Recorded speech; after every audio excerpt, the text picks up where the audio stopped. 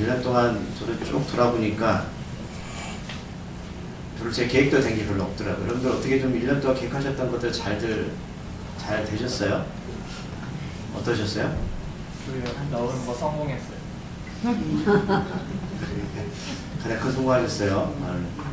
여러분들 어떠셨어요? 여러분들 작년에 이렇게 2017년도 이렇게 끝나고 2018년도 오시면서 좀 준비하셨던 것들 제대로 이루어졌습니까? 잘 되신 것 같으세요? 제가 계획된 대로 생각하면 그런 것 같아요. 우리가 삶을 준비하고 하는 것들은 우리의 몫이지만 그 모든 과정이나 결과를 책임지시면 하나님이신 것 같습니다. 내년에도 우리의 계획들 하지 마시고요. 하나님의 뜻 가운데 좀 우리가 좀 했으면 좋겠다는 생각도 들고, 우리가 사도행전을 쭉 올해도 봤고 내년도 보겠지만 예수님 믿는 것도 그런 것 같아요. 우리가 예수님 믿겠다고 작정해서 믿는 분도 있겠지만 어떠셨어요? 예수님 믿기로 작정해서 잘 믿게 되셨나요?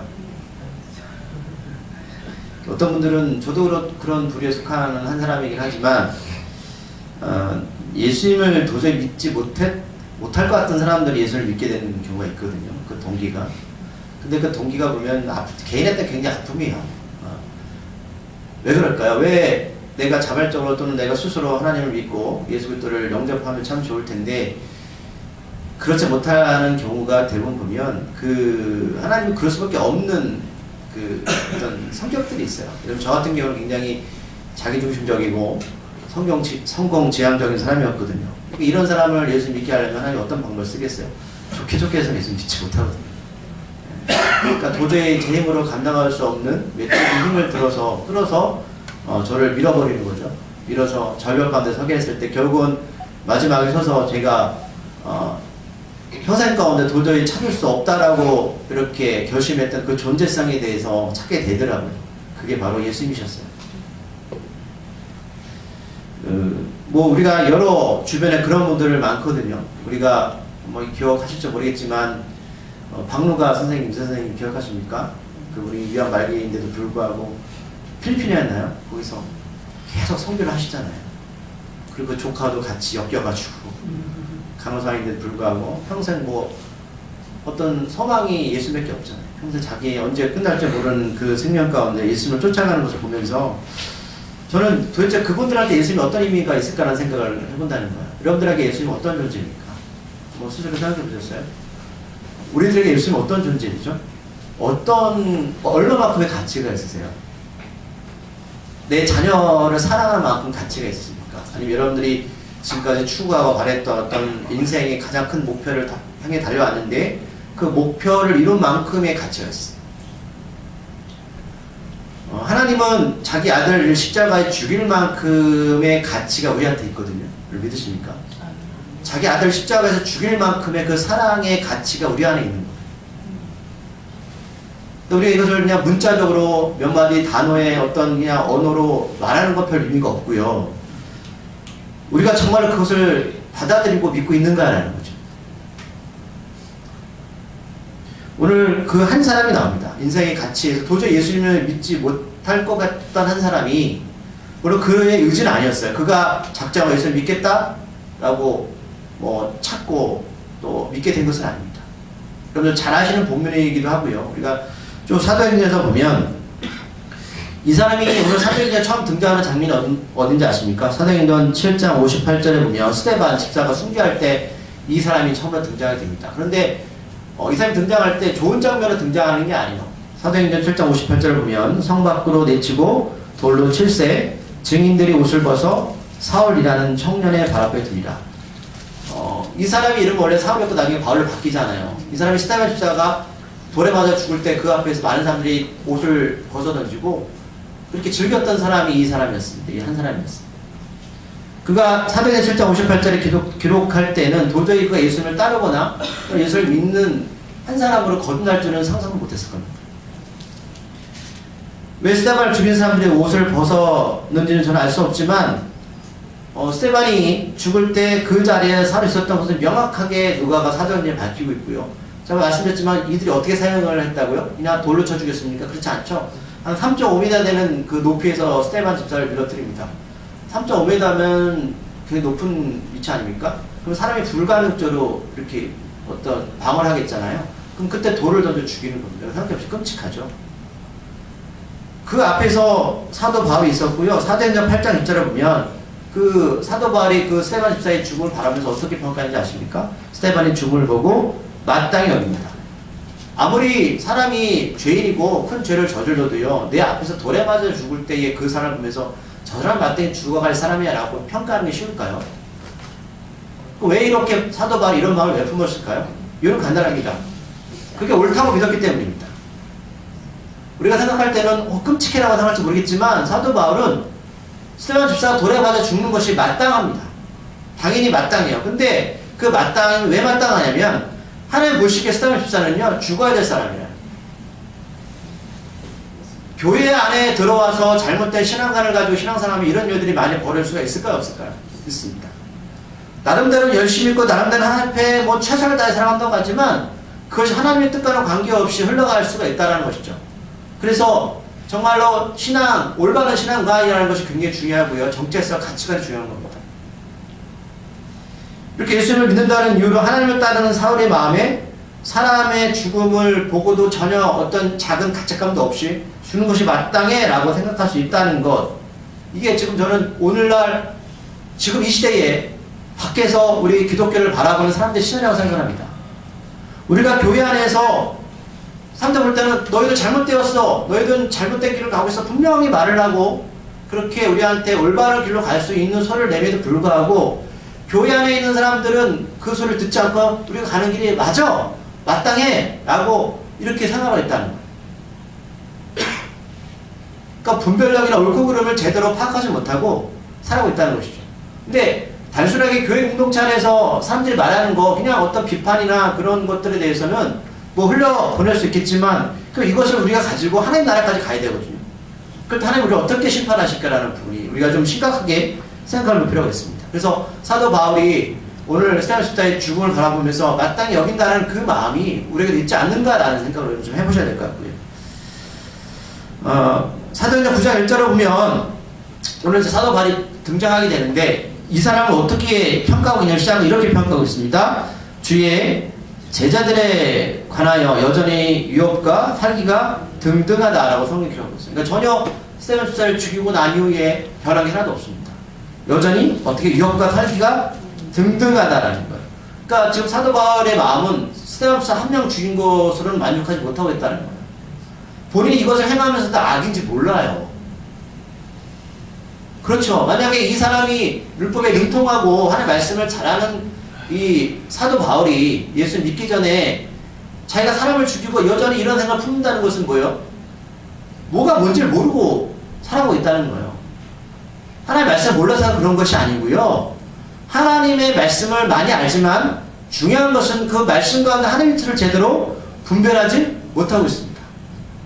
스데반 집사가 죽기 전에 많은 사람들 앞에서 구약에 있는 말씀을 끌어다가 설교를 했잖아요. 그래서 너희들이 죽인 그 예수가 바로 메시아야, 선지자야 라고 분명히 이야기를 하고 설교를 했을때 불구하고 이 사람들은 여전히 그것을 깨닫고 있습니까? 모르고 있습니까? 모르고 있어요. 저는 지금도 그렇다고 믿어요. 수없이 말씀을 선포되어주고 복음이 들려줌에도 불구하고 자기 멋대로 복음을 받아들이고 자기 마음대로 하나님 말씀을 해석합니다. 그리고 자기는 옳다고 믿어요. 유업과 살기 등등하다. 이 단어만 봐도 지금 이것이 얼마나 잘못된 길을 가고 있는지 우리가 알 수 있습니다. 우리가 스데반 처형당한 이후 사도행전 7장 전체로 우리가 말씀을 드렸어요. 예수님 이야기를 하고 있음에도 불구하고 이들은 믿지 않고 있다. 그러면 예수님이 죽은 이유, 제가 이걸 수차례 말씀드렸는데 크게 두 가지입니다. 왜 이 복음이 싫었을까라는 거, 이들이. 왜 이 복음을 듣고서 그냥 그래 틀렸어라고 그냥 뭐 협박해도 되고 또는 뭐 강한 부정을 해도 되는데도 불구하고 거기 멈추지 않고 사람들 죽일 정도의 어떤 그 걸림이 뭐가 있었냐는 거예요. 크게 두 가지입니다. 첫째는 유대인들 생각했던 메시아와 예수님의 탄생은 너무나 다르다는 겁니다. 무슨 말씀이냐면 지금 유대인들은 하나님의 구약 말씀을 잘 알아요. 메시아 오실 것도 알아요. 근데 예수님은 어떻게 태어나셨죠? 아주 어떻게 보면 그냥 비천한 목수아들로 태어났고요. 연약한 육신을 가지고 태어났어요. 그럼 자기네들이 생각하는 메시아는 뭐냐면 전능하다는 거예요. 전능한 존재다는 거예요. 어떻게 그 예수가 우리가 생각하는 메시아와 그런 비교도 안 된다는 거죠. 여러분 생각하는 여러분은 하나님에 대한 어떤 생각들, 또 예수님에 대한 어떤 구원자에 대한 생각들이 다르다는 거죠. 그러니까 자기가 지금까지 믿었고 따랐던 생각과 다르니까 이 사람 죽일 상대라는 거예요. 두 번째는 하나님은 절대로 십자가에 죽을 수 없다라는 겁니다. 말씀드렸지만 사람들이 생각하는 신의 개념은 뭐예요? 전능한 거예요. 아프지도 말고 죽지도 않고 인간보다 항상 우월하다는 것이죠. 그런데 예수라는 존재가 어떤 존재였어요? 물론 3년 동안 여러 가지 기독도 행했지만 아주 비참하게 처절하게 아무런 능력도 행하지 않고 십자가에서 그냥 무기력하게 죽었잖아요. 근데 그런 존재가 우리의 메시아다? 그건 하나님 모욕하는 행위다라는 거예요. 우리가 생각하는 하나님은 여러분, 또는 사람들이 생각하는 하나님은 전능하신 분이지만 하나님이 이 땅에 예수님을 오게 하신 이유를 분명히 여러분 아셔야 될 것 같습니다. 그분 아파하셨고요, 배고파하셨고, 울기도 하셨어요. 왜 그렇게 하셨을까요? 제가 성탄절에 설교 잠깐 했잖아요. 하나님 언어로 우리에게 말씀하신 거예요. 하나님 언어로 하나님의 생각을 가지고 우리한테 말하면 우리는 하나님의 생각을 이해할 수가 없습니다. 우리가 아기한테 이야기를 할 때 어떻게 표현하는 것이 좋을까요? 아기 언어로 말하는 게 좋잖아요. 우리 아무리 내가 지적인 박사가 지적인 생각을 가지고 아기한테 나는 이런 존재라고 표현하면 아기가 알아들 수 있습니까? 가장 무식한 방법이죠. 가장 좋은 방법은 그런 어떤 뭐 내가 배운 것들, 개념들 다 내려놓고 아기의 어떤 가치관을 가지고 눈높이에 맞춰서 이야기하는 사람이 가장 잘 가르치는 사람이에요. 하나님 예수님이 이 땅에 부르신 목적이 거기 있는 거예요. 하나님이 가장 우리가 이해할 수 있는 언어로 말씀하시는 거예요. 그런데 불구하고 유대인들은 그것을 하나님을 모독했다. 신사 모독자로 예수님을 십자가에 죽였고 십자가에서 죽인 거예요. 하나님을 아는 겁니까? 모르는 겁니까? 제대로 모르는 거예요. 하나님의 사랑을 제대로 이해하지 못하고 있는 겁니다. 여기서 사울의 위협이 살기가 1절 후반절에 보면 등등하여, 이게 어떤 뜻이냐면 사람 여러분 막 너무나 화가 나고 분노가 차서 자기를 결정을 못하면 어떻게 하죠? 막 씩씩거리는 거 보셨어요? 어떻게 할지 몰라가지고 막 그래서 막 때려부시고 하잖아요. 그런 경험 없어요? 다들 착하게 살아오셔가지고 전 약간 그런 경험이 있었는데 너무 화가 나면 전 절정 안 되면 옛날에 젊을 때는 막 그런 경험도 있어요. 그래서 영화 같은 막 벽에 손도 치고 막 유리 치고 하잖아요. 다들 착하게 살아서 이 지금 사울의 기분을 몰라요. 벌에 이 어떤 상태인지 모르는 거야. 분노가 와도 원망이 와도 나는 평안해. 평안해. 이런 거예요. 막 살기가 등등해 씩씩거리는 막 저거 어떻게 죽지 저걸? 저걸 어떻게 저거를 내가 없애버리지? 이런 느낌 아시죠? 여러분 이런 느낌이 가지셔 오늘 이 표현을 경험할 수 있는 거예요. 그러니까 너무 착하게 살아오면 예수님의 십자가 은혜를 존나 기억 못하는 거예요. 저 같은 사람은 확실하게 경험하잖아요. 그 사람이 얼마나 하나님 앞에는 열심히 했는지 알 수 있고요. 예수님을 믿는 사람이 얼마나 많이 강하게 핍박하고 박해내는 줄도 알 수 있는 거예요. 너무 씩씩하고 저 죽여버려야 된다. 이런 감정이 되는 거예요. 바울은 예루살렘 대성에 찾아가서 각 지역의 회당에 있는 예수님을 따르는 사람들을 만나면 남자나 여자나 할 것 없이 갈 것 없이 잡아 올 것을 바라는 체포영장을 지금 요청합니다. 공식적인 문서를 바라는 거예요. 이런 공식적인 문서가 있어야 되잖아요. 그러니까 남자자 관계없어요. 예수 믿으면 다 잡아 넣겠다는 거예요. 얼마나 이 사울이 열심히였는지 잘 펴는 상황이고요. 그러니까 저는 여러분 이 사도 바울 성격이 어떤 것 같으세요? 딱 봤을 때 다혈질적이죠. 굉장히 다혈질적인 사람이에요. 그리고요 보세요. 열정적인 사람. 이 사람은요 세상 말로 삐리 꽂히면요 그냥 달려가는 사람이에요. 이것저것 안 재요. 저기 맞다 싶으면요 그냥 무조건 야생처럼 달려가는 사람이에요. 하나님 이런 사람 쓰시더라. 다혈질적이고 옆뒤 안 봐요. 근데 옆에 사람이 힘들죠. 이런 성격이에요. 만약 여러분 남편 아니라 이런 남자 여자 성격이라면 어려운 거예요. 그렇죠? 누가 시켜서 여러분 이 사람 일을 하는 게 아니고요. 스스로 하나님 일에 대한 확신이 있으니까 그냥 달려가는 겁니다. 건들지 말고. 나는 다 잡아드리겠어. 아직 예루살렘에는 주님 11제자가 남아있어요. 그죠? 마태아까 12제자지만 그러니까 어떻게 보면 예루살렘 교회는 성곽이 공존하는 그런 곳이고요. 그러니까 주님이 이 땅에서 마지막 승천하실 때 예루살렘에 기다려 말씀하셨고 기도의 역사가 일어났던 곳이 성리 역사가 일어났던 곳이 예루살렘인데 요새 그곳에서는 하나님과 관계없는 일들이 벌어지고 있죠. 자 오늘 말씀의 3절에 보니까 사도 바울이 어디로 향하고 있습니까? 다메섹이라는 곳으로 향하고 있는데 이 지역이 어떤 지역이냐면 꽤 큰 도시입니다. 그러니까 회당은 제가 말씀드렸잖아요. 이스라엘 백성들이 이렇게 외부의 침략을 받아서 각 지역으로 흩어졌어요. 근데 예루살렘에서 오직 성전은 예루살렘 교회에만 있잖아요. 회록선전. 근데 예배를 못 드리니까 각지에서 예배를 드리기 위해서 회당을 만든 거예요. 모임 장소를 만든 건데 지금 여전히 있습니다. 전 세계적으로 회당이 있어요. 어디 가나 다 있어요. 이 모임이 있어요. 그래서 회당 안에 많은 사람들 모여있고 또 큰 도시다 보니까 많을 거 아닙니까? 그러니까 AD 66년에 예수님 돌아가시고 66년이 흘렀을 때에 여러분 잘 아시는 로마 네로 황제가 자신의 광기에 이렇게 사로잡힌 로마에 불을 질렀잖아요. 그래서 그것을 다 누구한테 이렇게 누명을 씌우냐면 그리스도인들한테 다 누명을 씌웁니다. 그때 여기서 10,000명 가까이 죽어요. 물론 이제 그 사도 바울 이후의 이야기인데 사도 바울이 그 전승에 하면 이때 순교합니다.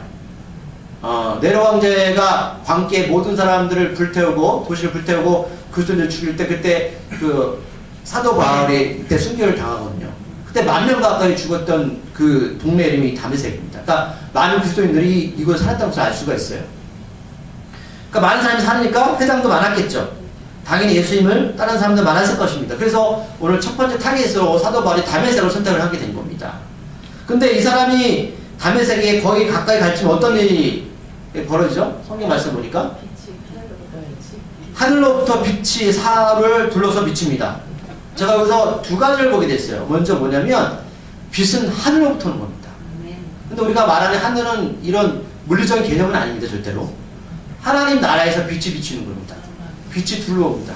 자, 그러면 우리가 이 빛에 대해서 한번 우리가 좀 봐야 돼요. 이 빛이 어떤 빛인가는 우리가 생각하는 어떤 자외선이나 물리적으로 바른 빛이냐 그게 아니고 오늘 신약 141쪽으로 보실래요? 이 빛에 대해서 요한복음에서 요한이 자세히 설명했거든요. 요한복음 1장 7절 10절 말씀 이런 걸 잘 아시는 말씀입니다.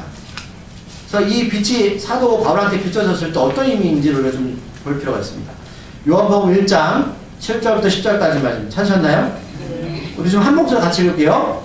시작. 그가 증언하러 왔으니 곧 빛에 대하여 증언하고 모든 사람이 자기로 말미암아 믿게 하려 함이라. 그는 이 빛이 아니요 이 빛에 대하여 증언하러 온 자라. 참빛 곧 세상에 와서 각 사람에게 비추는 빛이 있었나니 그가 세상에 계셨으며 세상 그로 말미암아 지은 바 되었을 때 세상이 그를 알지 못하였고 11절까지 읽을까요? 자기 땅의 몸에 자기 백성이 영접하지 아니하였으나 10절까지 보겠습니다. 영접하는 자 곧 그를 믿는 자들에게는 하나님의 자녀가 되는 권세를 주셨다 라는 겁니다. 그럼 이 빛이 사도 바울한테 비쳤던 빛이 누구일까요? 예수님이라는 거죠. 단순하게 물리적으로 우리가 바라보는 빛이 아니라 태양에서 비춰지는 빛이 아니라 예수님이 오셨다는 거예요. 예수님이 직접 사도 바울한테 찾아오셨다는 것이죠. 자, 호련이라는 것은 갑자기라는 거예요. 무슨 뜻이에요? 지금 사도 바울을 이제 담에서로 갈 때 내가 오늘 예수님을 만나겠다라고 작정한 것이 아니죠. 분명히 예수님과 다른 생각으로 가다가 전혀 예상하지 못한 일이 벌어진 겁니다. 이렇게 예수님 믿는 경우가 있어요. 전혀 예상하지 못한, 저도 그런 사람에 속하긴 합니다. 그러니까 그러니까 예수님 믿는 게 두 가지가 있는데 여러분, 이렇게 긴박하게 믿는 경우가 있고요. 이렇게 사도 바울처럼 가는데 예상하지 못하게 하나님이 강권적인 힘으로 부르시는 경우가 있고요. 두 번째는 자연스럽게 말씀을 디모데처럼 말씀을 믿거나 여러분처럼 모태신앙도 있습니다. 근데 사람들이 그래요. 나는 모태신앙이나 이런 뜨거운 체험이 없다. 이런 크게 났습니다. 왠지 아세요? 저 같은 사람은요, 예수 믿게 되면 강권적으로 하나님 부르시기 때문에 좀 고생길이 훤합니다. 잘 안 부셔지거든요. 하나님이 이 같은 사람 부르실 때 얼마나 많은 힘을 쓰겠습니까? 그리고 사도 바울이 이때부터 인생이 망가지기 시작합니다. 제가 몇 번 말씀, 인생이 꼬이기 시작합니다.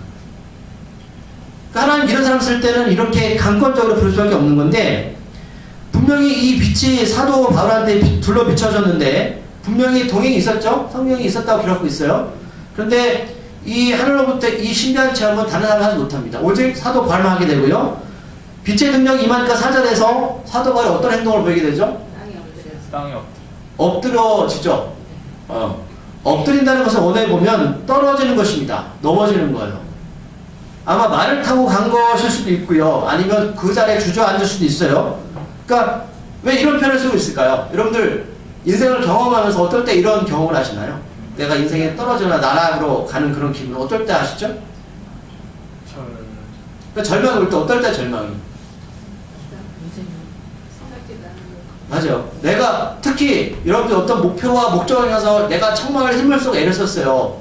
그런데 딱 내가 거의 도착했다고 목표를 달성했다고 생각했는데 불구하고 생각하는 다른 어떤 것들이 나한테 인생 영향을 미쳐가지고 실패했을 때 도저히 예상하지 못한 일이 벌어질 때입니다. 이 편이죠. 이런 경험 자작은 좋지 않습니다. 굉장히 아픕니다.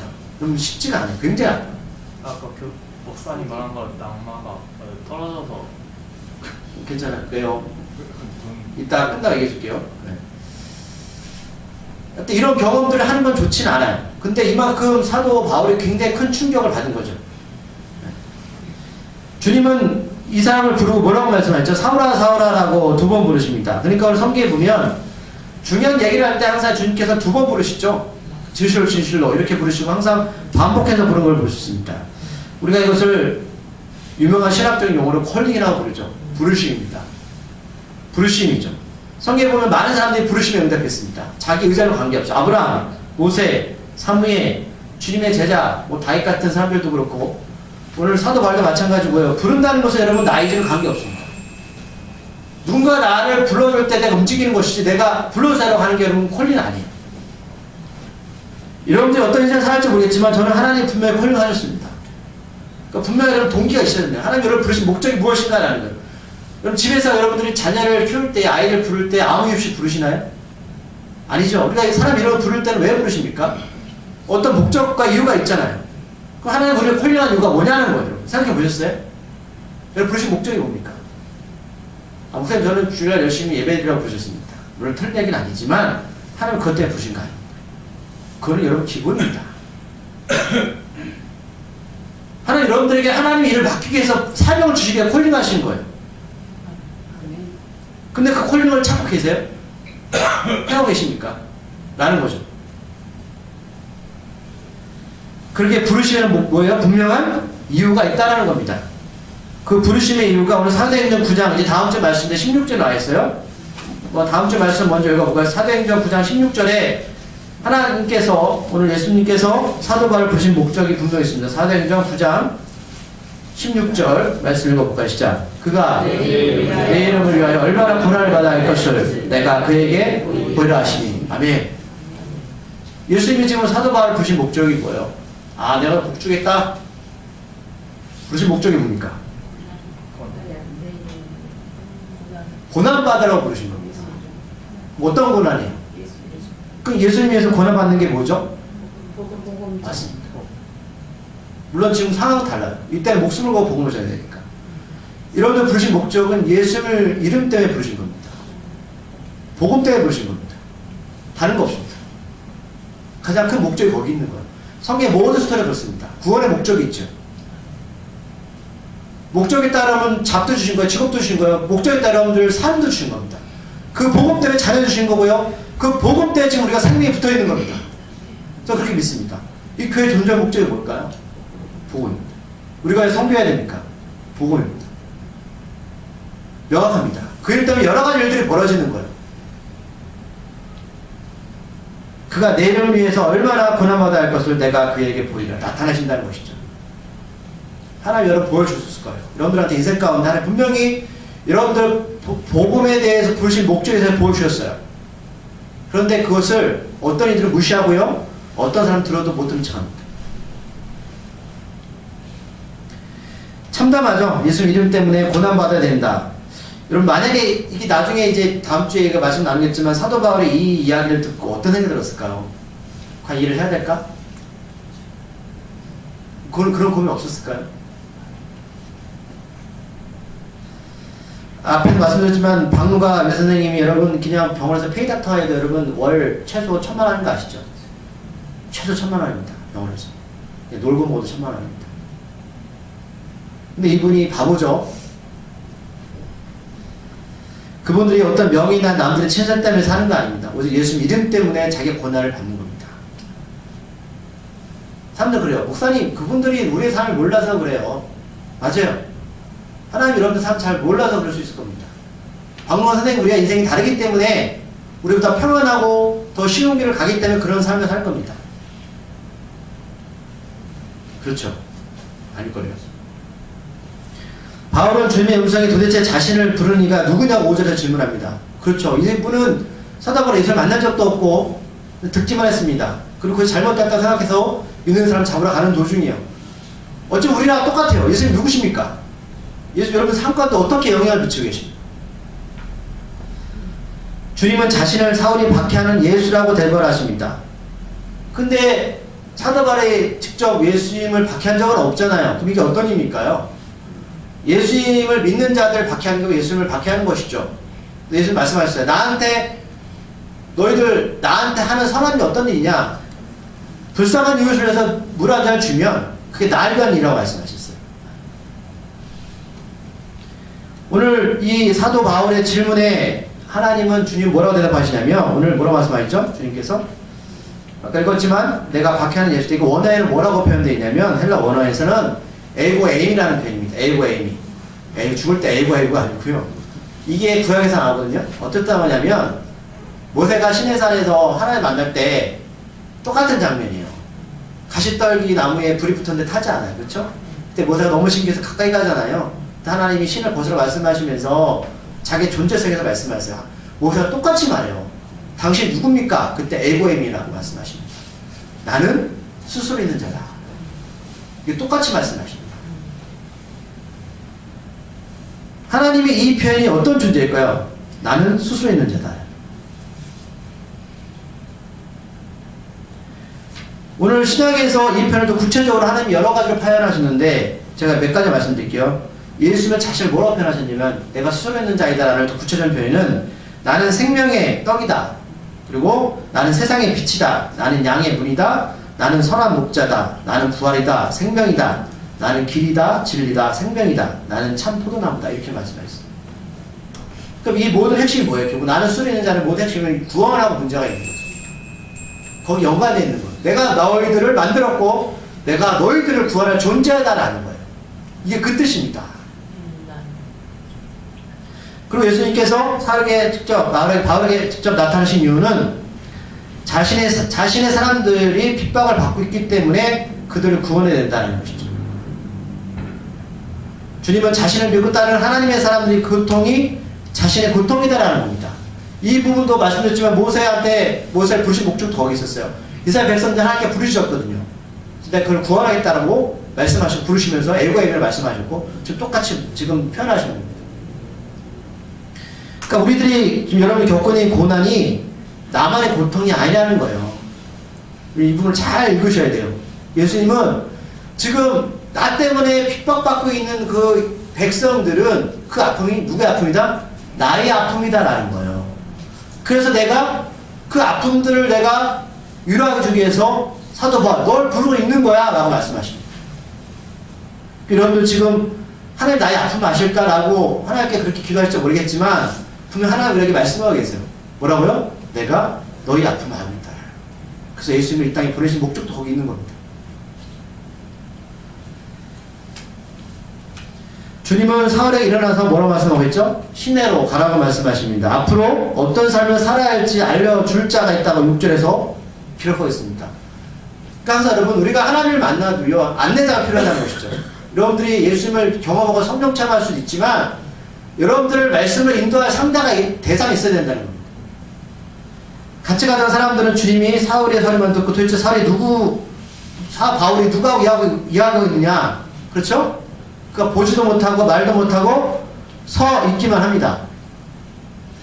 사울이 미친 사람 같이 보였을 겁니다. 도대체 저 사람 누구라고 이야기하고 있는가라는 거예요. 하나가 일당의 관계죠. 그럼 이렇게 사울이 예수를 만났을 때 바울이 그에게 어떤 변화가 일어났을까요?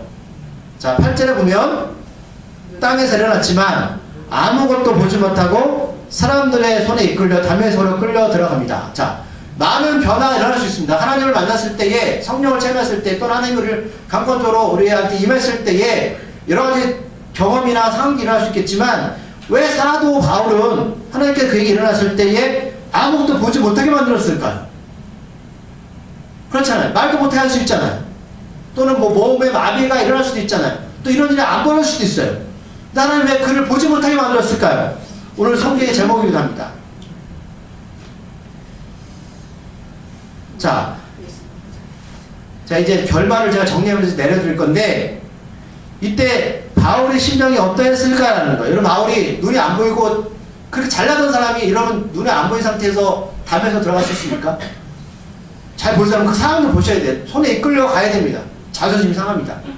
그리고 아마 사도 바울은 다메섹에 있는 예수를 믿는 사람은 사도 바울이 누군지 알았을 거예요. 굉장히 열심히 했던 사람입니다.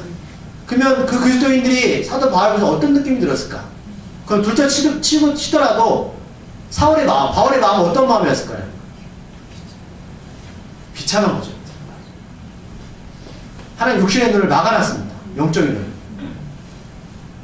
눈이 보이지 않는 건 단순하게 앞이 안 보이는 것이 아니라 그는 이제 아무것도 할 수 없는 존재로 바뀌었다는 거예요. 집안도 좋고 많이 배웠고 모든 것이 그에게 풍족했지만 이제는 아무것도 할 수 없는 인생의 절망 가운데 있고요. 이걸 계기로 이제 하나님 눈을 뜨게 함으로써 육적인 뭐 뜬 게 아닙니다. 자, 여기 보면 그가 나중에 다메섹에서 가서 어떻게 행동하죠? 8절에 보면 아무것도 보지 못하고 사울 손에 끌려갔는데 9절에 보면 사흘 동안 보지 못하고 먹지도 마시도 아니야. 여러분들 뭐 안 보인다고 음식을 못 먹어요? 근데 지금 곡기를 끊은 겁니다. 왜 끊었을까요? 라는 거죠. 그런데 바울 입장에서 보세요. 왜 끊었을까요? 여러분, 사람들 어떤 때 밥을 안 먹죠? 심한 갈등입니다. 어떤 갈등이었을까요? 내가 지금 살아온 인생이 있었어요. 그렇죠? 나름대로 성공의 길을 왔고, 나는 하나님 앞에 열심히 였어요. 근데 빛이 예수님 만나고 나서 앞이 보이지 않으니까, 여러분, 어떤 생각이 들었을까요? 내가 살아온 인생이 정말 잘 살아온 인생일까? 내가 핍박했던 그 예수님이 정말 살아계시네. 그럼 내가 지금 잘못된 데서 산 거잖아. 그럼 내가 어떤 길을 가야 될까? 어떻게 살아야 될까? 여러분, 이 고민 때문에 여러분, 이 사람이 사도 바울에 3일 동안 아무것도 먹지 않고 버틴 거예요. 그렇지 않을까요?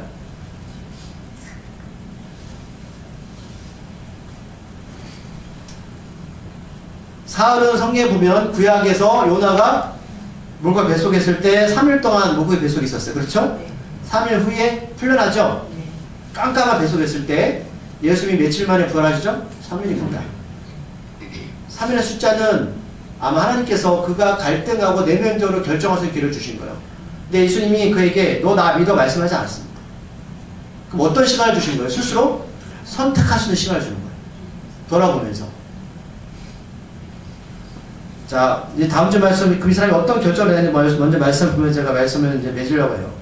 자, 사도 바울이 3일 동안 먹지도 않고 마시도 않으면서 했던 그 결정이 어떤 결정을 했을까? 사도행전 9장 20절입니다. 다 읽어볼까요? 시작. 즉시로 각 회당에서 예수가 하나님의 아들이심을 전파하니. 아멘. 이런 결정을 내립니다. 즉시, 그죠? 바로 회당에 가서 놀라운 일이죠. 여러분, 그런 고민들을 해보셔야 돼요. 이런 시간을 가지셔야 돼요. 박무가 선생님이나 또 저나 오늘 사도 바울 여러분도 마찬가지지만 인들 1년을 마무리하면서 여러분들 이 부분에서 우리가 좀 명확히 우리가 좀 짚고 넘어갈 부분에서 생각합니다. 하나님 안에서 보고만 해서 우리가 살았으면 좋겠습니다. 기도하시겠습니다. 하나님, 우리가 믿음으로 살게 하시고 오늘 말씀 가운데 임할 예수 때 능력이 나타나게 하여 주시옵소서. 예수님의 이름으로 기도드립니다.